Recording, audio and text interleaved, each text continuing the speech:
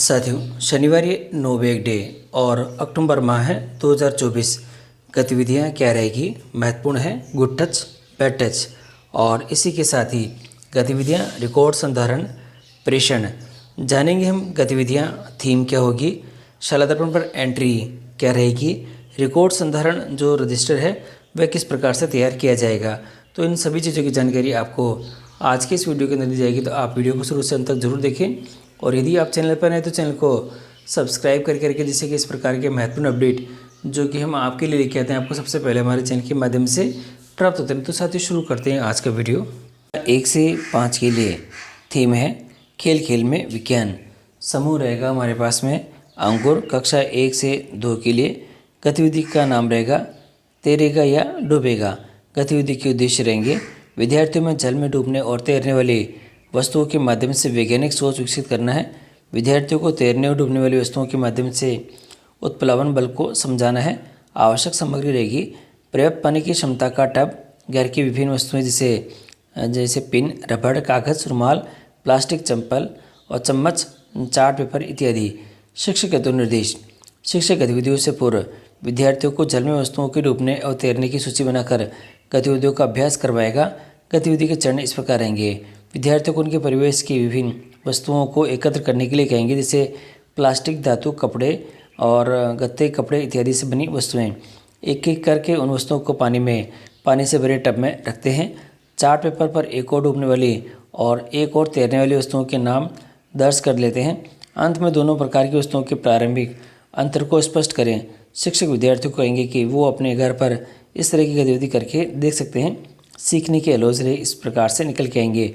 विद्यार्थी में स्थानीय परिवेश की वस्तुओं को में डूबने और तैरने के आधार पर वस्तुओं के वर्गीकरण की समझ विकसित होगी। और समूह नंबर 2 में हम काम करेंगे, उसमें है प्रवेश। कक्षा 3 से 5 के लिए गतिविधि रहेगी लंबाई चौड़ाई का अनुमान लगाना। विद्यार्थियों में लंबाई चौड़ाई की समझ विकसित करना है। निश्चित ताप की लकड़ी के छोटे कुछ टुकड़े हम इकट्ठे कर सकेंगे। शिक्षक हेतु निर्देश हैं। शिक्षक एक बार गतिविधि करके दिखाएंगे ताकि विद्यार्थी गतिविधि से ठीक से समझ सकें। गतिविधि के चरण इस प्रकार रहेंगे।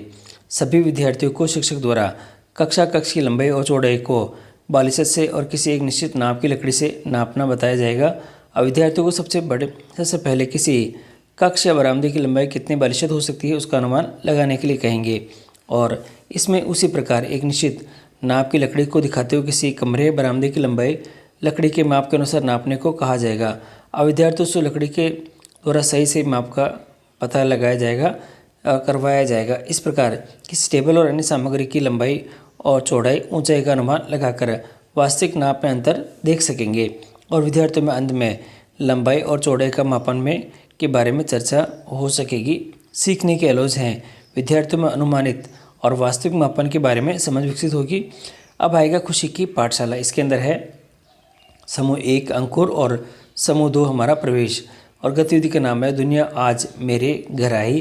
गतिविधि के उद्देश्य रहेंगे विद्यार्थियों को उन लोगों के प्रति कृतज्ञता प्रकट करने के लिए प्रेरित करना जो उनकी खाने की चीज़ें, वस्तुएं तैयार करने में मदद करते हैं।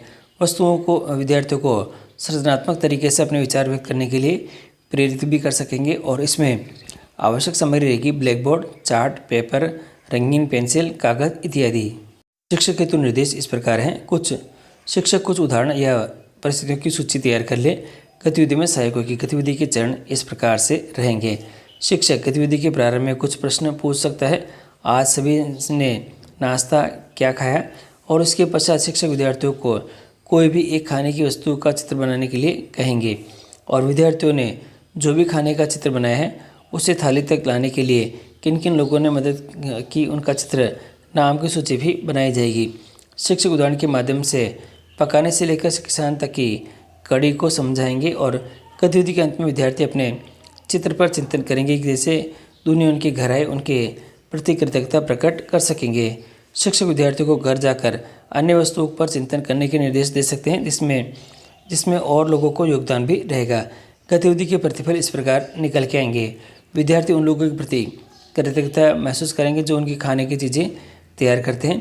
चित्र बनाकर विद्यार्थी अपनी रचनात्मकता और कला कौशल को बढ़ा सकेंगे। तो इस प्रकार ये जो पूरी गतिविधि है ये इस प्रकार रहने वाली कक्षा 1 से 5 की। अब मैं आपको कक्षा 6 से 8 की दिखा देता हूँ। कक्षा 6 से 8 के लिए थीम है स्वस्थ राजस्थान सशक्त राजस्थान। गतिविधि का नाम रहेगा पोषण का पिरामिड। विद्यार्थियों को पोषण के माध्यम से अच्छे स्वास्थ्य के प्रति जागरूक करना रहेगा। समय वही 60 मिनट का। आवश्यक सामग्री बॉल, नोट पेन और नोटबुक, पेन, बोतल इत्यादि। शिक्षक हेतु निर्देश। शिक्षक विद्यार्थियों को पिरामिड बनाने हेतु आवश्यक निर्देश दें और सामग्री उपलब्ध करवाने में सहयोग करें। गतिविधि के चरण इस प्रकार रहेंगे। विद्यार्थियों को 3 समूह में विभाजित करेंगे। विद्यार्थियों को एक समान वस्तुएं उपलब्ध करवाएंगे। प्रत्येक समूह को 10 मिनट का समय देंगे। पिरामिड बनाने का निर्देश देंगे। पिरामिड बनाने के पश्चात जिस समूह का पिरामिड सबसे ऊंचा और आगामी 30 सेकंड तक बिना सहारे खड़ा रहेगा वह विजेता होगा। चर्चा के बिंदु। पिरामिड के लंबे समय तक खड़े रहने का क्या कारण रहा? जिस पिरामिड की नींव जितनी मजबूत होगी वह उतना ही मजबूती से खड़ा रहेगा। उसी प्रकार से हमारे शरीर को भी प्रारंभ में ही पोषण की आवश्यकता होती है। यदि पर्याप्त पोषण नहीं मिलता है तो वह अस्वस्थ रहेंगे। सीखने के अलौज इस प्रकार रहेंगे। विद्यार्थी पोषण के महत्व को समझेंगे और स्वास्थ्य के प्रति जागरूक रहेंगे। गतिविधि के अन्य गतिविधियाँ रहेगी करियर सुनहरे भविष्य की राह। और इसमें जो गतिविधि का जो नाम रहेगा अपने आसपास के रोजगार रहेंगे। उद्देश्य विद्यार्थियों को उनके परिवेश में उपलब्ध रोजगारों की जानकारी देंगे। आवश्यक सामग्री रोजगार संबंधी चार्ट, फोटो, वीडियो रहेगा। शिक्षक हेतु निर्देश रहेंगे आपके पास में। शिक्षक विद्यार्थियों को भ्रमण हेतु एक निश्चित क्षेत्र व समय की रूपरेखा तैयार करेंगे और इसमें गतिविधि के चरण की प्रक्रिया रहेगी। शिक्षक विद्यार्थियों के समूह को आसपास के समुदाय में भ्रमण करवाएंगे। भ्रमण के दौरान विद्यार्थियों को निर्देश करेंगे कि समुदाय के लोग जीविका उपार्जन हेतु कौन कौन से रोजगार कर रहे हैं। भ्रमण के दौरान अवलोकन किए गए रोजगारों की सूची उपलब्ध करवाएंगे। सूचीबद्ध रोजगारों पर अपने समूह में चर्चा करें और शिक्षक से इनसे रोजगार के बारे में विस्तार से जानकारी प्राप्त कर सकेंगे। सीखने के जो प्रतिफल रहेंगे विद्यार्थियों को उनके परिवार में उपलब्ध जो रोजगार की जानकारी प्राप्त होगी। और आगे रहेगा थीम खेल खेल में विज्ञान। पेपर ड्रॉप साइलेंस है और इसमें गतिविधि का नाम है। गतिविधि के उद्देश्य रहेंगे विद्यार्थियों को ध्वनि से संबंधित संपत्ति की अवधारणा से परिचित कराना है। कागज़, प्लास्टिक का कप, सेफ्टी पिन, कागज़ के टुकड़े ये सामग्री की आवश्यकता होगी।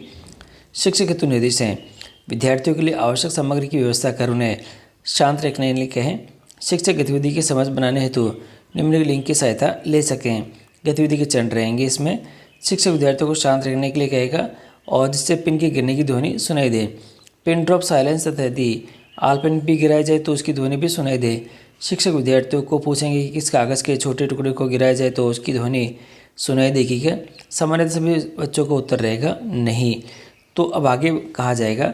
अब शिक्षकों के सम्मुख जो विद्यार्थियों की पंक्ति में बिठाकर उनमें से एक विद्यार्थी को शिक्षक के समीप आने को कहा जाएगा और उनके कान के समीप एक कागज़ या प्लास्टिक का कप या ग्लास रखा जाएगा और उसमें एक छोटा सा कागज़ का टुकड़ा गिराया जाए।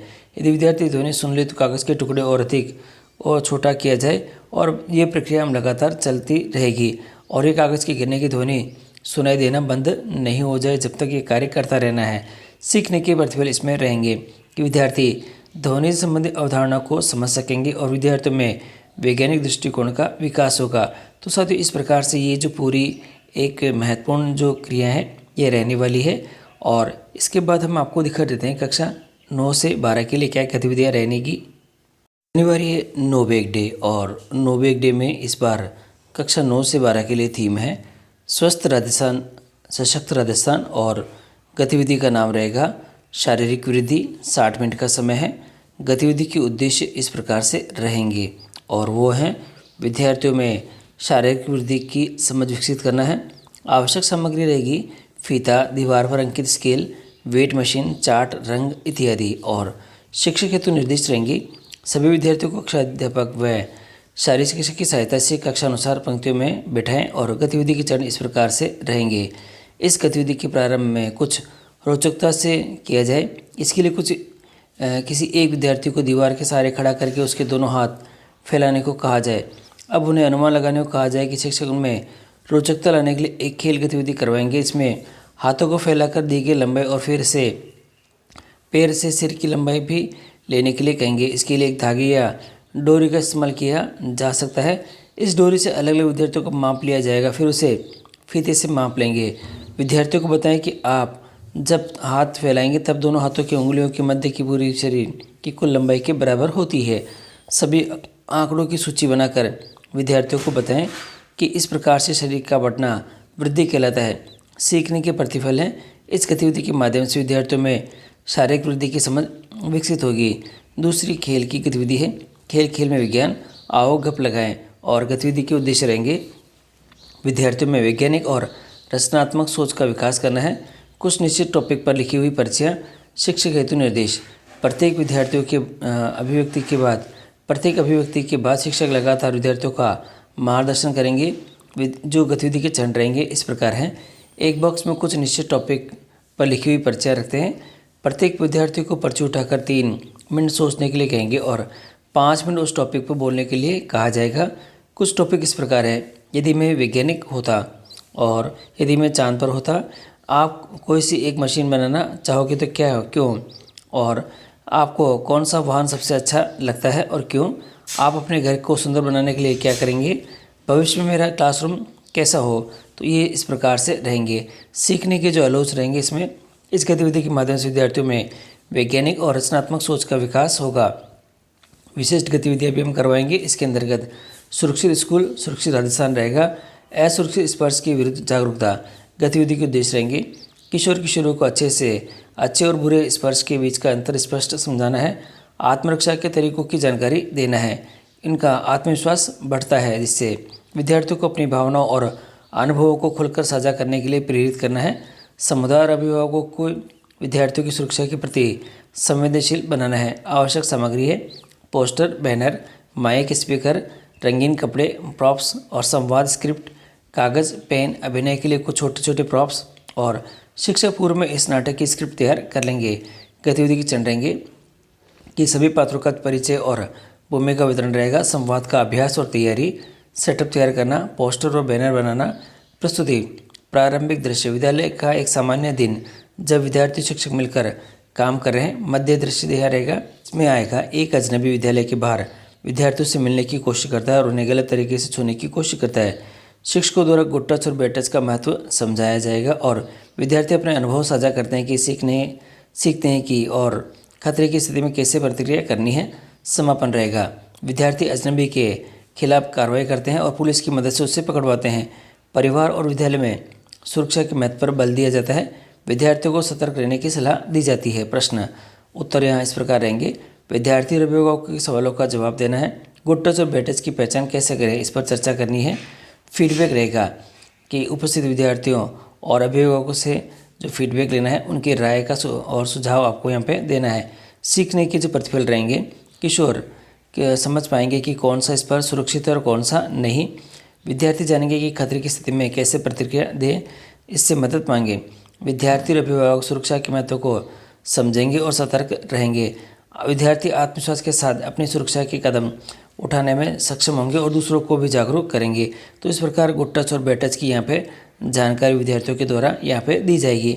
अब और इसके बाद आपको क्या करना है कि आपका जो रजिस्टर है, जो कि नो बैग डे का रजिस्टर है, उसका संधारण करना है। इसके अंदर गतिविधियों का आपको रिकॉर्ड दर्ज करना है और कितने बच्चों ने भाग लिया है, कितने क्या क्या थे इसमें, वो आप नोट डाउन करके रख दें, जो कि हमारे पहले के प्रपत्र हैं उस तरह से। और आपको नो बैग डे की जो एंट्री है वह शाला दर्पण के माध्यम से भी करनी है, तो वह भी आप करना सुरक्षित करें।